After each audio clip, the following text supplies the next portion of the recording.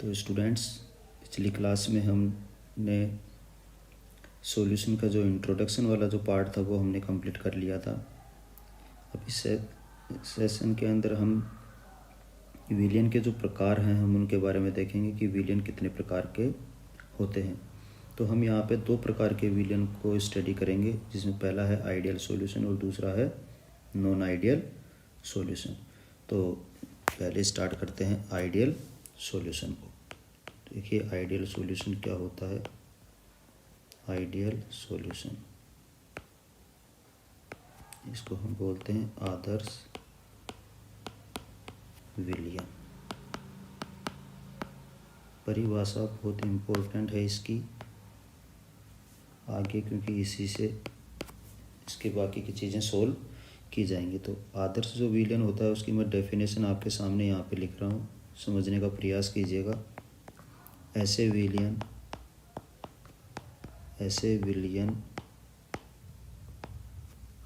जिनमें विलेय, विलायक, इसको मैं एक बार ए बी लिख लेता हूँ, फिर अभी बताऊँगा इसका मतलब क्या है। विलेय विलायक के अणुओं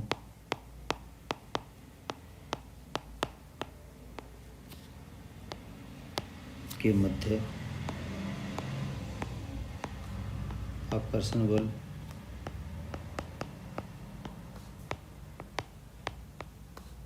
विलेय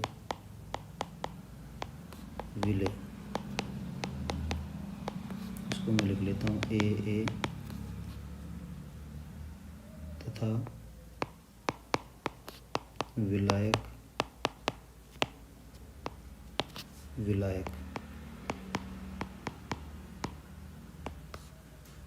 इसको मैं लिख लेता हूँ बी विलेय तथा विलायक आकर्षण बलों के समान होता है। आदर्श विलियन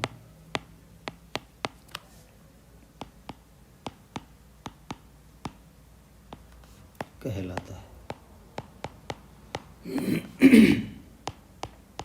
आदर्श विलियन कहलाता है।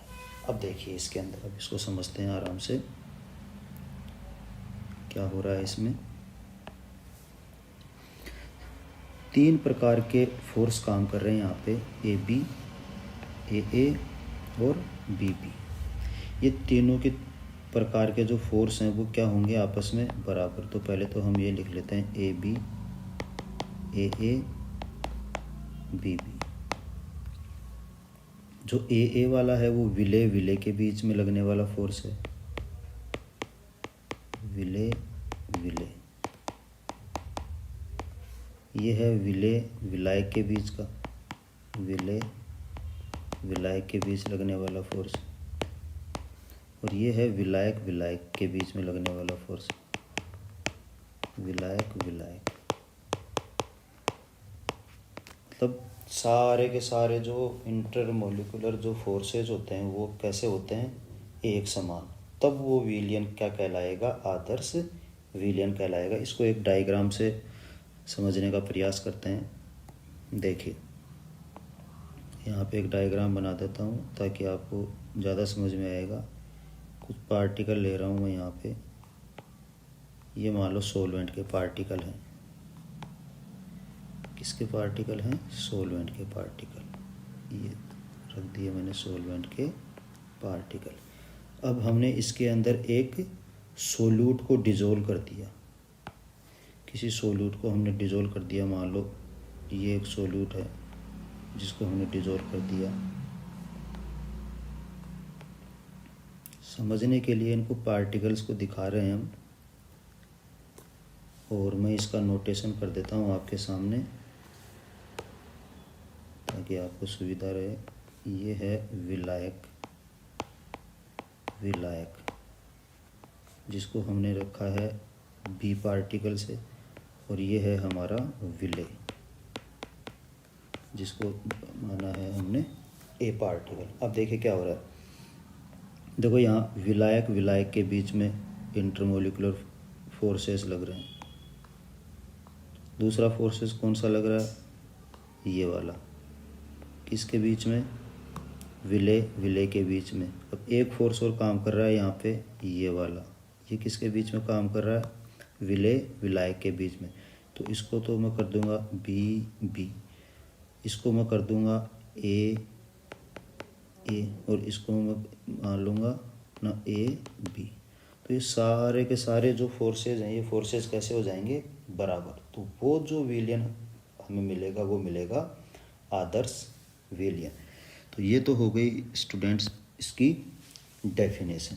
एक बार इसकी डेफिनेशन हम इंग्लिश के अंदर भी लिख लेते हैं ताकि इंग्लिश मीडियम के बच्चों के लिए भी थोड़ा सा सुविधाजनक हो जाए। तो मैं डेफिनेशन लिख रहा हूँ, समझने का प्रयास कीजिएगा। Solution in which cohesive forces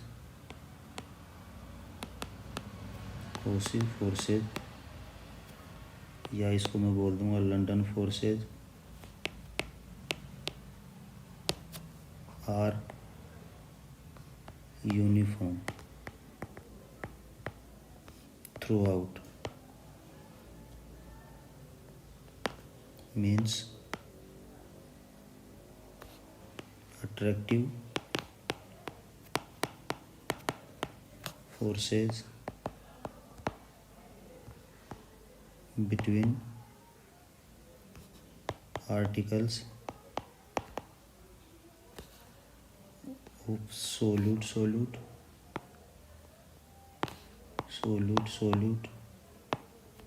जिसको हमने क्या कहा था, ए solute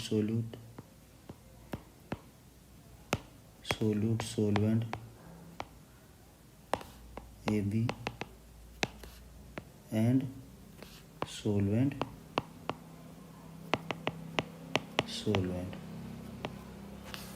इसको हमने मान लिया BBR सेम। तो ऐसा विलयन क्या कहलाएगा, आइडियल सॉल्यूशन।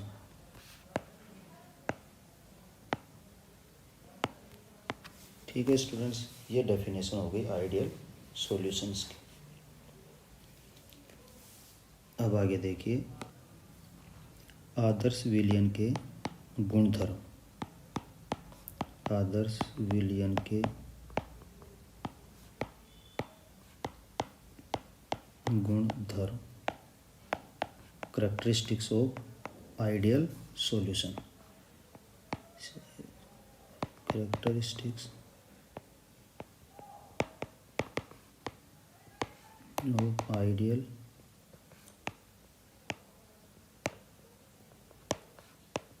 सॉल्यूशन। आदर्श विलयन के गुण क्या होते हैं, तो इसमें देखिए सबसे पहला गुण कौन सा है, ढंग से समझिएगा इसको ताकि आगे नॉन आइडियल का पढ़ेंगे तो वहाँ पे दिक्कत नहीं आए। ये विलयन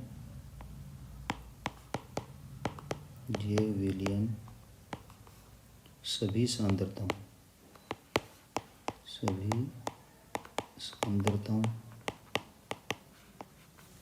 पर राउल्ट के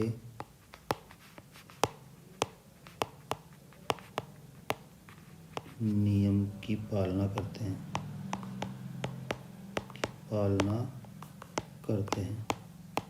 राउल्ट का नियम क्या है, ये हम आगे की जो हमारी क्लास होंगी वहाँ हम इसको डिस्कस करेंगे। दूसरा जो गुण होता है इसका वो होता है इन विलयनों के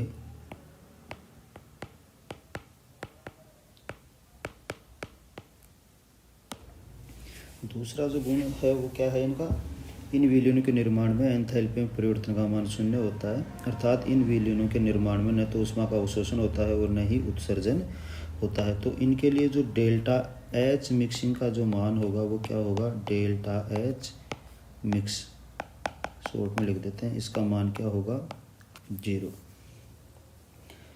that means on the formation of ideal solution there is no change of enthalpy.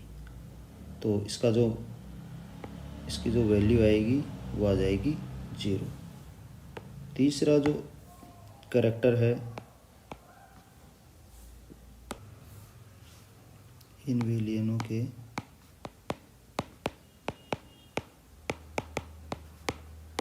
निर्माण में आयतन परिवर्तन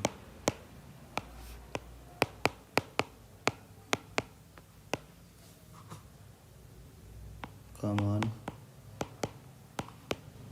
0 होता है।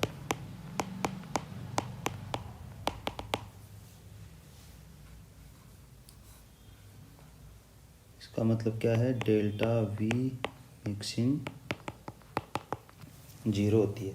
इसका मतलब ये हुआ कि विलेय प्लस विलायक को मिलाने से जो विलियन बनता है उसमें आयतन में परिवर्तन नहीं होता। इसका यदि मान लो मैं 1 लीटर लूँ, इसका मान लो मैं 1 लीटर लूँ, तो जो आयतन होगा कितना होगा, 2 लीटर। ऐसा नहीं है कि आयतन ज़्यादा हो गया कि 2 से 2.5 हो गया या 2.6 हो गया, ऐसी स्थिति नहीं होगी। आयतन जितना पहले था आयतन उतना ही बाद में होगा, आयतन में कोई परिवर्तन नहीं होगा। अब देखिए ये ऐसा होता क्यों है, ये क्यों नहीं आता चेंज इनके अंदर? इसका कारण क्या है, वही बॉन्ड जो इनके हैं, जो आकर्षण बल इनके बीच में है, जिसके बारे में हमने अभी डिस्कस किया था, A B B A B, ये सारे के सारे क्या होते हैं, सेम। इस वजह से इन न तो एंथैल्पी में परिवर्तन आता है और न ही आयतन में कोई परिवर्तन आता है। आगे देखिए, इस प्रकार के विलयनों में विलेय तथा विलायक